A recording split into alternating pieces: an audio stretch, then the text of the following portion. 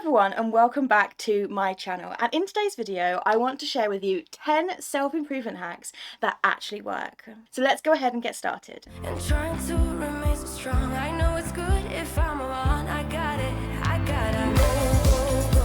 run. So the first hack I want to share with you is to start your day with a positive intention and a positive mindset. So this may be taking a journal out and journaling and making a list of 1, 2 or 3 things that you're grateful for. This might be the roof over your head. This might be your friends and family. This might be the current job situation you have. It could be anything like that, but make a list. As I said, it could be 3 things, but if you can only think of one, then think of one and have those things that you're grateful for. To have those things in your head and then to write them down and physically write them down in your diary or your journal, to say I'm grateful for these things, can help you start the day with a positive mindset. The next hack I want to share with you is to make your goals achievable. So set some goals and manifest and do all these arts of goal setting. This may be a vision board, this may be writing it down in your journal, or this may be just writing a notebook in a to-do list format. Whatever your brain represents better. For me personally, I'm going to be creating my vision board probably later or at some point this week, and I'm going to film that so you guys can see it. But the whole idea is I prefer things that are visual, and I've got a massive vision board that I'm going to be doing, and I'm going to be creating everything all visually so I can put it up in my flat, and it is like a visual element. But for some people, visual doesn't work. For some people, just writing them down in a list or a to-do list format and trying to achieve them each year really helps. For me, on my finance spreadsheet, I have a to-do list, but that is only a small little one. It's more like that's just the finance goals, which I'll go in more detail when I do my goal setting video. But yeah, this is kind of just saying set goals and break them down into smaller achievable things. Like for me, my next thing I want to do is I want to get 1,000 subscribers. So if you haven't subscribed, then please make sure you've subscribed to this channel, because I'm on my road to 1,000 subscribers. But the whole art is that I've said to myself, okay, 1,000 subscribers. I'm saying to myself, I want to achieve 800, because currently we're at 795 of you guys, and I want to get to 800, then it's 850, then it's 900. But do you see the art of splitting it up into like small goals in order to achieve that bigger goal? So do your goals like that. If you want to save 10,000, work on saving your first 500, and then your first 1,000, and then your first 1,500, and work on trying to break your bigger goal that you want to achieve in the whole of 2024 into monthly goals maybe, and try and achieve them that way, because it makes you feel like you've got a lot more success without making you feel like you failed because you haven't reached that big goal. So hack number 3 is to embrace the power of visualization. That's a bit of a mouthful. But basically, what I mean by this is to imagine yourself in your future body. So with these goals, if you were to achieve your goals, and you are going to achieve your goals, because that's the whole point of you watching this video, then you are going to think about it and think about, what am I going to do when I reach these goals? And you're going to think, when I've got more money, when I've got some savings behind me, I'm going to save up for a massive holiday, a really dream holiday I've wanted to do. Or I'm going to save money and eventually move out of a shitty apartment that I'm in. Or I'm going to save up and I'm going to take the kids away to Butlins or Pontins or an abroad holiday or something like that. Have a goal in mind, something you want to do once you've reached these goals, and visualize yourself in that body. So whether it's like, for me, I want to move flats. So for me, saving up money and the end goal is to visualize myself in a new place, in somewhere that I'm more comfortable, in somewhere where I've got more storage room, more room to be able to like film and not have to feel like I'm filming in like a really tight, cramped area like I am today. And to have a dedicated filming space is what I would love. And I sit down sometimes and I imagine that, because that's the way that I can actually feel that I'm going to achieve this. Hack number 4 is to develop a growth mindset. And remember that failure doesn't mean that you've failed the whole goal, or like a setback doesn't mean that you've failed the whole thing. So you may if you say, take the financial thing for example, you may be on the road to saving £1,000. If your car breaks down for example, and you've got to spend some money out of that money, it's a setback, but it doesn't mean you've failed, because there's still opportunity to get to that eventual goal. And that's what I'm saying. So remember that failure or a setback doesn't mean that you've failed the whole goal. Hack number 5 is to develop a daily routine which supports your goals. So whether that that is to like improve your skin, like have less breakouts. So that would be developing a skincare routine and making sure that you do it morning and evening. It would be making sure that you always take your makeup off after you've like used makeup or whatever.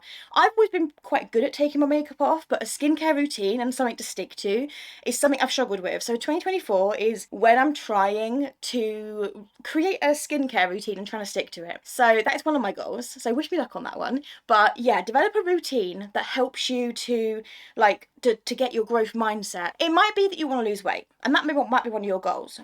And in order to do that, you might say to yourself, well, I work Monday to Friday, but I always catch the bus. It is within walking distance, but I always catch the bus. So you might say to yourself, twice a week, I'm going to walk to work. And then I'm going to do it 3 times a week. And I'm going to like kind of build it up. So in eventually you're walking 90 to 95% of the time when you're walking to work. Or you walk back from work if you don't want to arrive at work and not be able to freshen up. It's one of those where you just kind of do steps towards making your eventual goal. Hack number 6 is to spend time with people who uplift you.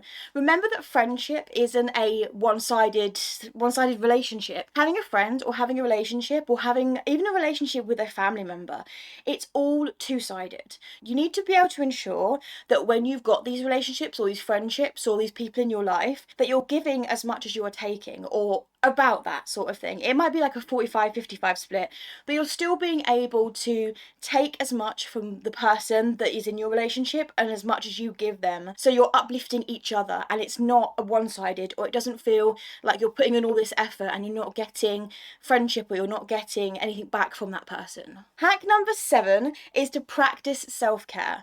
This can be anything from mindfulness to colouring to anything that like a lot of people say, but remember that watching your favourite TV show can also be a form of self-care. Painting or like doing a hobby that you really enjoy. Like for me, it's diamond art. Absolutely love diamond art, and that is something that I might even incorporate on this channel a little bit. Diamond art is something that I really love. So you could watch your favourite TV show, you could watch your favourite movie, you could listen to music and blast it in your headphones.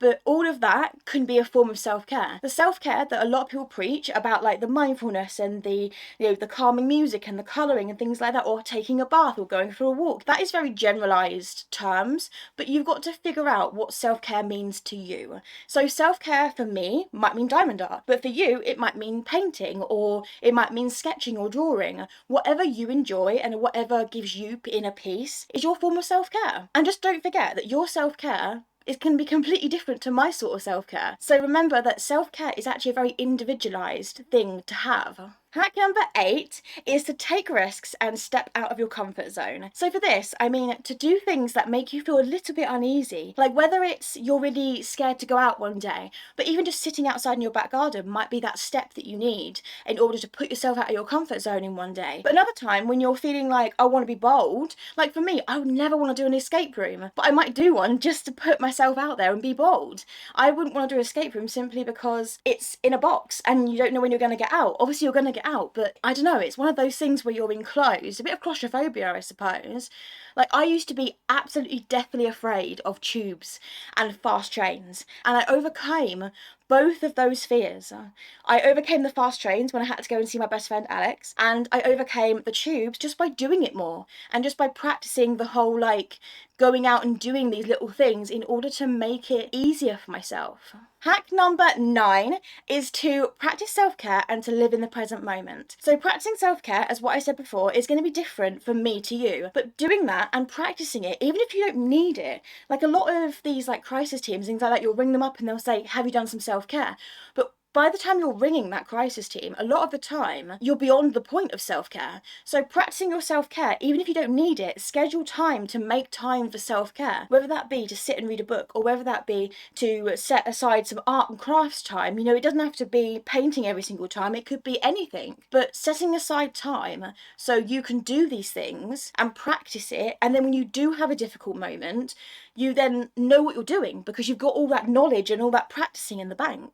And hack number 10 is to celebrate your victories no matter how small. So what I think is a victory won't necessarily be what you think is a victory.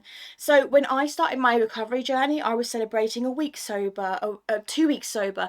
And when I say sober, I was never sober from any drugs or alcohol, but it was more like the self-harm type stuff that I was saying I'm in recovery from that. And so I was celebrating 1 week, I was celebrating 1 month, I was celebrating 6 months. And now, actually next month, I'm going to be celebrating 4 years into my recovery. So recovery is possible, but just remember to celebrate the small little victories. And remember that what I do now is I celebrate it yearly. But when you first start out, you might celebrate it weekly. Even if it means like going out for a coffee or something you don't usually do, but something to make that anniversary a little bit more special and to just make you feel like you've accomplished something really, really great.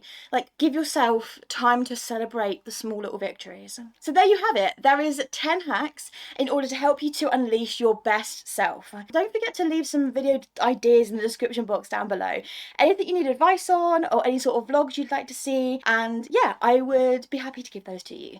So I shall see you in my next one, but don't forget that I believe in you even if nobody else does. Bye. Just like you're young again. No, don't you cry. Just get back up again.